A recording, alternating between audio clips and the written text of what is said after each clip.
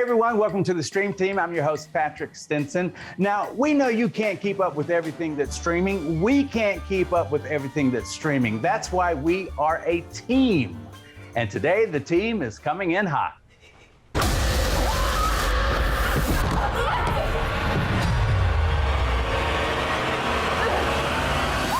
Oh, you want something a little stabby? Well, the Scream franchise is back and bloodier than ever. No one is safe. Kimi? I'm here. Call Dr. Burns. Zoe Kravitz has technology at her fingertips and danger at her heels in her new thriller, Kimi. And Love is Blind may be one of the most buzzed about series streaming right now, and it's not just here at home. No, Cupid is international. Lots on the menu today, but I could not do it alone. So joining the Stream Team today, we have TV host and journalist Audrey Cleo Yap back for a return visit. So happy to be here. Thank you, Patrick. And joining the First Timers Club, we have morning show anchor, movie critic at Fox 2 Detroit, Lee Thomas. Lee, welcome. I hope I bring that powerhouse Stream Team energy. Let's go. Welcome to the club, buddy. Thank you. I appreciate it, Patrick. All right. You definitely have the background for it, Lee. He's professional. He is not at home. He is at work. Thank you very much. Very impressive. First up today is the show that everyone is talking about, Love is Blind. And Audrey, I have not seen one episode, and now you are opening the door to Love is Blind Japan. I will have lots of follow-up questions. Okay, well, let's start with Love is Blind US, which is now in its second season on Netflix. This is the one hosted by Nick and Vanessa Lachey. The concept is, 15 guys and gals. They're all single.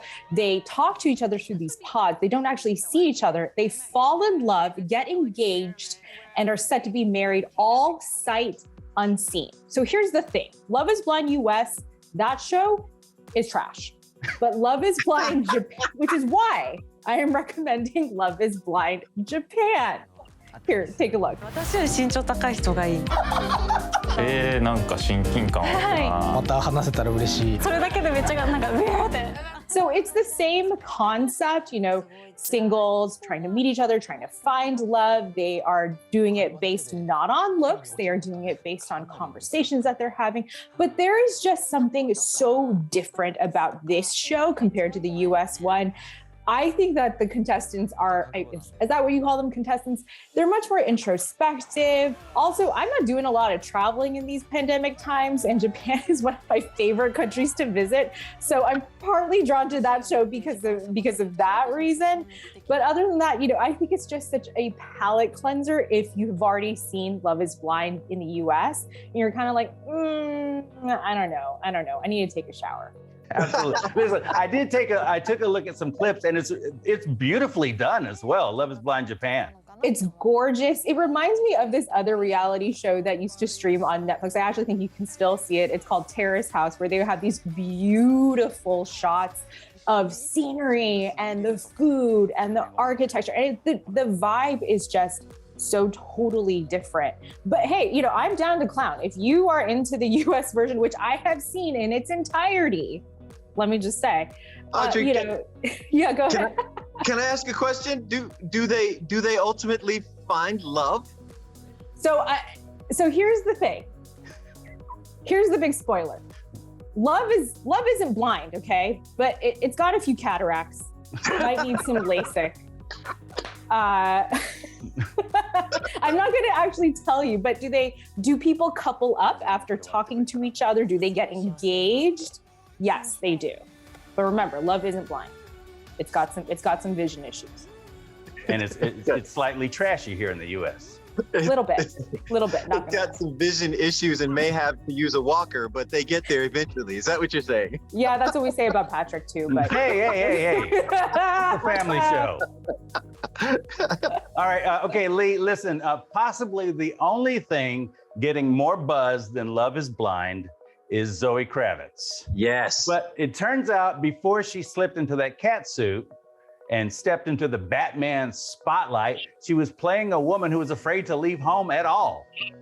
Yes, indeed. And this is a recommendation by me. I went into this movie called Kimi, and you can find Kimi on HBO Max. I went into this movie expecting nothing. It's a stream movie. I saw Zoe Kravitz. I'm thinking, let me check it out before she does Catwoman a couple weeks ago. And I was blown away. Like you said, she doesn't want to leave the house. She's agoraphobic, but she's also a quality control person for a very popular website. While she's going through videos, something happens. She sees something that is literally criminal. And who does she tell? Oh my goodness, let's take a look. I have to know what we're dealing with. We're dealing with what sounds like a premeditated murder. How do I know that? Because I just told you twice now. Well, of course, everything spirals out of control and she has to leave the house. She's afraid to do it, but she does. And she goes to tell someone at the office, but when she gets there, that's when everything cuts loose. And once again, just like the Batman, Zoe Kravitz is the reason this movie works. I think if someone else is in this role, it's a yawner. But there's something about her that is special. You see it in the Batman. You also see it in Kimi. And you follow this to its end. Another good thing, it's not a 2-hour movie. It's right around just under an hour and a half. And everybody is all about time these days. So that saves you a little bit of time. And I have to say, with Kimi and the Batman, I think Zoe, she was already doing very well, don't get me wrong, but she is on a skyrocket to do whatever she wants. And this movie really proves that she is the one that captivates. I'm not saying anything about the Batman, not getting into a review. I've been in discussions and arguments about that. I'm not going there. But I am saying she's the best thing in that movie, and I want to see a Catwoman movie. But until that happens, Kimi on HBO Max, well worth the time. One of the creepy things too, Lee, is her home, her home system is called, that's Kimi. It's kind of like Alexa. I can't even say it loud because she'll come on, but it's Kimi. And I don't trust Kimi at all. I haven't seen the movie, but I don't trust Kimi at all. Don't spoil anything for me, but I don't trust Kimi. I'm sold. I'm sold, Lee, because you said that this hits just under the 90-minute mark. And for me, that is like, I tend to watch things, especially during these pandemic times, in 20-minute increments. It seems like. But the plot that you just described, do you guys remember this movie in the 90s? There was a movie called The Net. Oh, yeah, Sandra Bullock. Does this sound a little bit like The Net? Am I similar? But it didn't have Zoe Kravitz, Audrey. This is true. This is true. I mean, I already told you I'm sold. I'm onto this. But I wonder, Lee, do you think this is gonna? I already don't like people. Is this? I love Audrey, by the way, Patrick. I love Audrey right now. Much love. Lee, this is why Audrey and I are friends, though, because I also we get together and talk about who we don't like. Yes, and how much we don't like people. A couple of things. It's so funny. Everybody's like, an hour and a half is so good because I don't have time. And then they stream a whole season of Bridgerton or The Crown back to back to back. It's like you watch 4 hours, but an hour and a half movie. I don't know. I don't know. I'm just saying you might want to rethink the time schedule there. The other thing is Zoe Kravitz is the modern age Sandra Bullock. Mark my words. Words marked. Coming up. This isn't funny, Amber. Better not go anywhere. The Stream Team review of Scream is coming up next.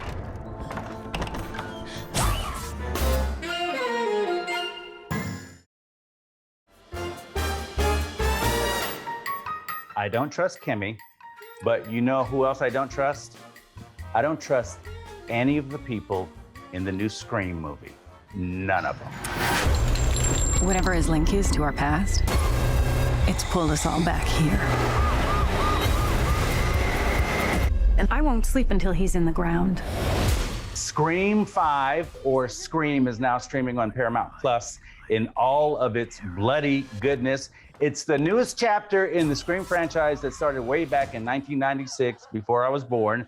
And for me, the new Scream movie is big fun. And one of the main reasons is because everyone you want to get murdered basically gets murdered or cut up pretty well. So I was pretty happy with that. There are lots of nods to all of the Screams that came before, including bringing back Neve Campbell Courtney Cox and David Arquette. And the filmmakers, I think, really got it right with all of the humor, the jump scares, and the multiple murders. There are people who will not die no matter how many times they are stabbed.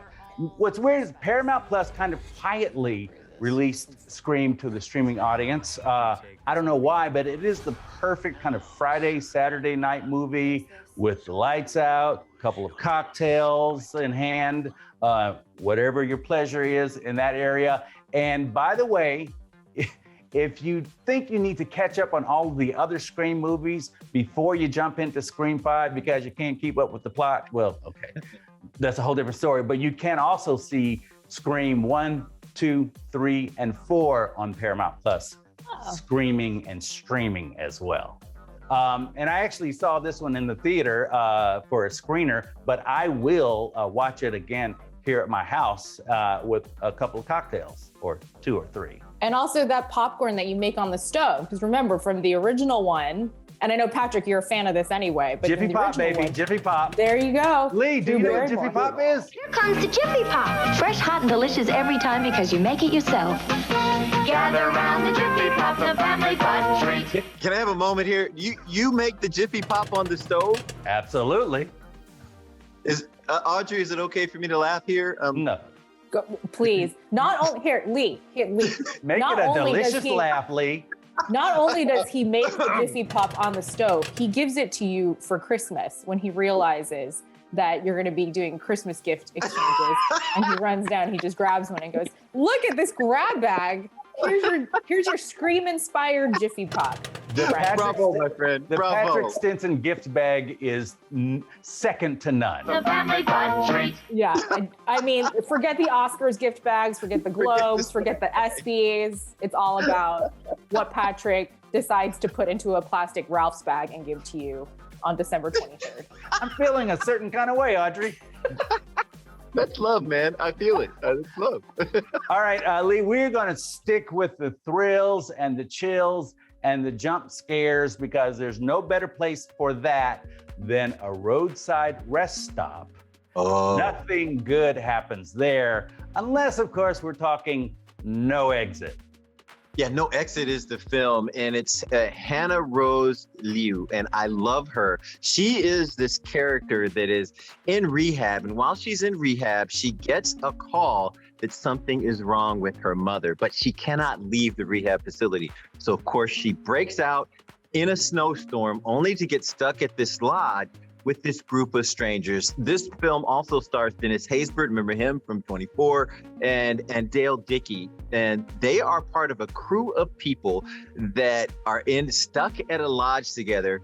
And she finds out that one person there has in the back of her van a little girl. Take a look. Do you have the Wi-Fi? No, there's no Wi-Fi. I got one bar by the tree for about 10 seconds.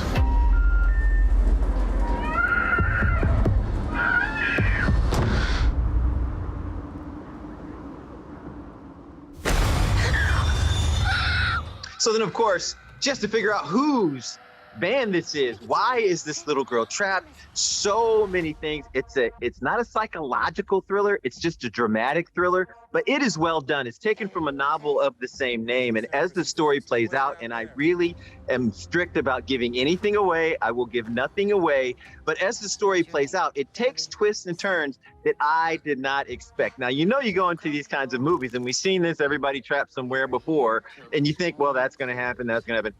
I was surprised with some of the twists and turns. It does end in a place that is a little bit predictable, but is satisfying because of the way that it gets there. No Exit is a little bit bloody, a little gory, but it is worth the time, and it's the perfect stream on Hulu. Once again, I think this one went without notice. A lot of people didn't realize that this movie was released when it came out, and it is one that you can get the family together, couple of jump scares, and it's a good time with your Jiffy Pop.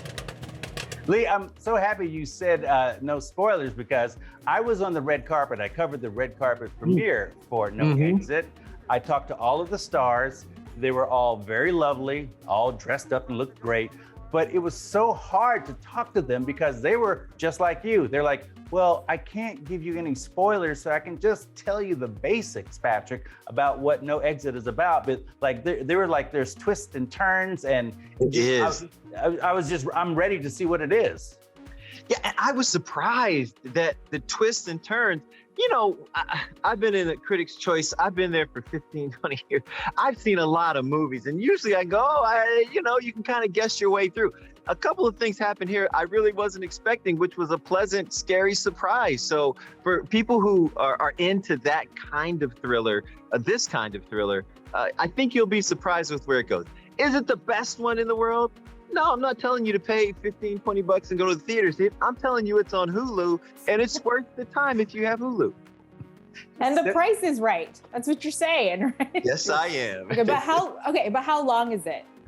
Once again, it's right here. I think this was just over an hour and a half. So it's not a long movie as well. I'm really into short and sweet. I think a lot of movies go overboard. Batman. But some movies, they come in right on time, and this one to me came in right on time. Unlike I like to be able to feel my behind after watching a movie in its entirety. Yes. Did you read the book? No, I'm big on just watching the movie. I know that sounds terrible. I did not read the book. I read more biographies and autobiographies. So no, I did not read the book, but the movie was very satisfying. Here's my philosophy, Audrey. Why read the book when you know a movie might come out one day? Thank you, Patrick.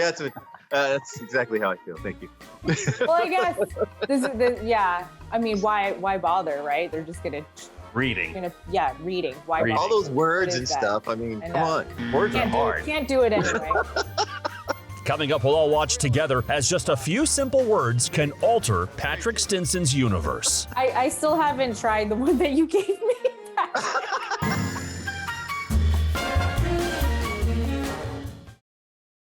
Welcome back, everyone. You're watching the Stream Team. All right, Audrey, we're going to stick with the movie now that it's not new either, but it's getting a lot of new attention. And I did not see this movie, Audrey, because the trailer scared me. It made me nervous. It's just like, it was all jittery people. I was like, oh, those are the kind of people I'm not sure I want to hang out with. I'm so excited just hearing you guys talk about it. Let's go. Well, also streaming on Hulu is the movie Zola. That's the one that I want to recommend that intimidated Patrick, apparently. So if you don't know the backstory to this, in 2015, there was this 148-part tweet thread that went viral, and it was written by a woman named Zola King, and she was a stripper. She recounted this insane story and, of course, caught a lot of people's attention and was turned into a movie starring Taylor Page, Riley Keough, and Patrick, our personal favorite, Nicholas Braun, cousin Greg from Succession. Oh my gosh, let's take a look.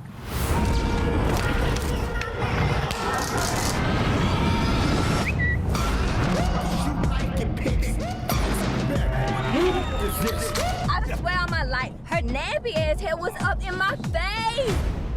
Word. So the premise of the story is two stripper friends are going on a road trip to make some shmoney dancing, and everything goes awry. I don't even want to give too much away. I will say Taylor Page is such a powerhouse performer. She actually just won Best Female Lead at the Independent Spirit Awards for this film. Riley Keough is, why she doesn't get more roles, I don't know.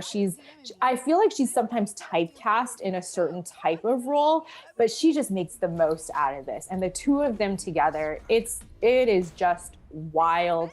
So clean up your clear platform heels. Throw that sparkly thong in the dry, in the gentle cycle. I mean, this is a wild ride. Hey, can I jump in here on this one, Patrick? I am so excited that you chose Zola. Let me tell you, Zola is a stripper from Detroit. Her cousin called me when the movie was coming out. I am sitting on 9 Mile, about 2 miles away from where she used to work. That movie is a road movie. It's well done. Audrey, much respect on that one. What a great choice, because that movie is her cousin told me, that movie's a straight up trip, okay? It really is. And Janisha Bravo is the director, and I'm so interested in seeing more of her point of view artistically. It was so impressive. It was a huge release at Sundance 2 years ago, but the movie's actual release was delayed by a year because I think because of the pandemic. So it was released last summer, and now even more people are finding it. And I think it's just such a showcase of talent. Audrey, one man ovation. Great pick. Thank you. Well done, team. Well done. So we've talked blood, we've talked strippers, and now we are about to get wholesome AF. Thanks to a cooking competition show from a culinary legend. Bon appetit. This is a maximum security oven. It's not to be opened for 25 minutes or everybody will be court-martialed. There's a souffle in it. Julia Child was groundbreaking in the TV chef world, and now she's the inspiration in the Julia Child Challenge on Food Network and streaming on the same day on Discovery Plus. Guys, I am wet with excitement, meaning I'm sweating a little bit because I'm a huge Julia Child fan. I'm glad you clarified that. I like the way you talk, Patrick. I'm really excited, let's say. You're marinating with excitement. It's Julia Child on a giant screen, and she has 8 cooks who are all Julia Child fans trying to recreate some of her iconic recipes.